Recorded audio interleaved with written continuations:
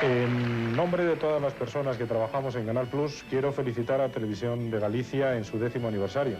Nosotros pronto cumpliremos nuestro 5º año de existencia y en este periodo hemos conocido muchas alegrías, hemos realizado muchos esfuerzos, hemos conocido también sinsabores y nos imaginamos que un periodo del doble de tiempo es sin duda un motivo para celebrar. Queremos a todos los compañeros de Televisión de Galicia desearos lo mejor en los próximos 10 años y de nuevo muchas felicidades.